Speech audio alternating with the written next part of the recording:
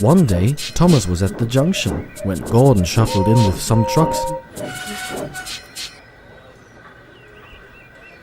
"Phew," remarked Thomas, "what a funny smell. Can you smell a smell?" "I can't smell a smell," said Annie and Clarabel. "A funny, musty sort of smell," said Thomas. "No one noticed it till you did," grunted Gordon. "It must be yours." "Annie, Clarabel, do you know what I think it is?"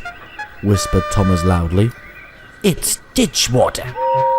Gordon snorted, but before he could answer, Thomas puffed quickly away.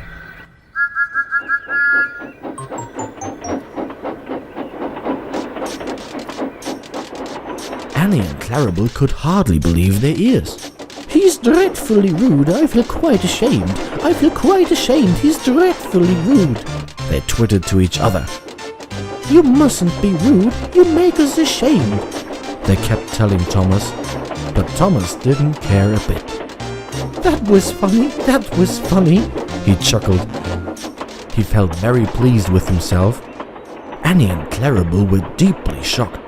They had a great respect for Gordon the big engine.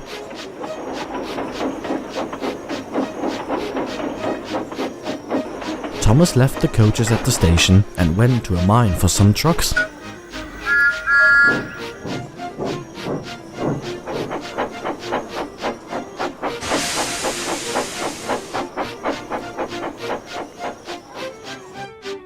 Long ago, miners digging for lead had made tunnels under the ground. Though strong enough to hold up trucks, their roofs could not bear the weight of engines.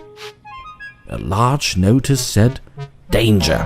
Engines must not pass this board." Thomas had often been warned, but he didn't care.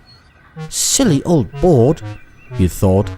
He had often tried to pass it, but had never succeeded. This morning he laughed as he puffed along. He had made a plan. He had to push empty trucks into one siding and pull out full ones from another. His driver stopped him and the fireman went to turn the points. "Come on," waved the fireman, and they started. The driver leaned out of the cab to see where they were going. "Now," said Thomas to himself and bumped the trucks fiercely. He jerked his driver off the footplate. "Hurrah!" laughed Thomas, and he followed the trucks into the siding. "Stupid old board," said Thomas as he passed it. There is no danger. His driver, unheard, jumped up. "Look out!" he shouted. The fireman clambered into the cab. Thomas squealed crossly as his brakes were applied. "It's quite safe," he hissed. "Come back!" yelled the driver, but before they could move, there was rumbling and the rails quivered. The fireman jumped clear. As he did so, the ballast slipped away and the rails sagged and broke.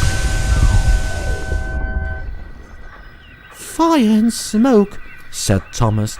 "I'm sunk." And he was.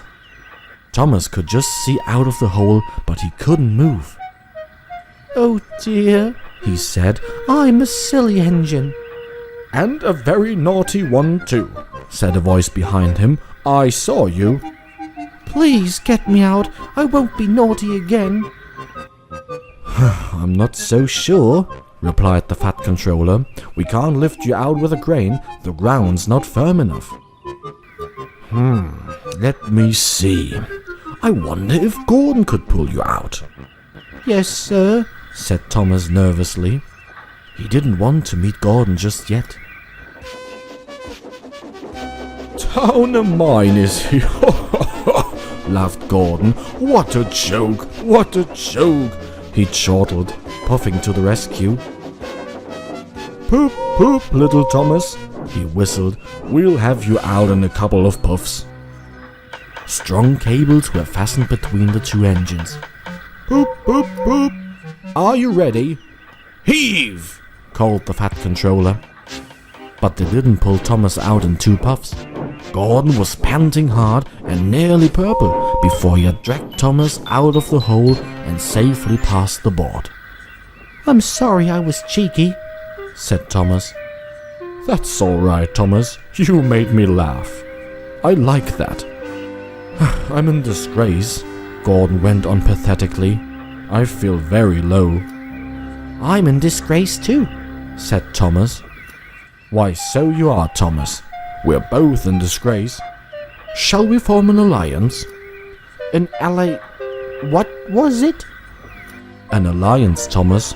United we stand, together we fall, said Gordon grandly. You help me, and I help you. How about it? Right you are, said Thomas. Good. That's settled, rumbled Gordon. And buffer to buffer, the air lice puffed home.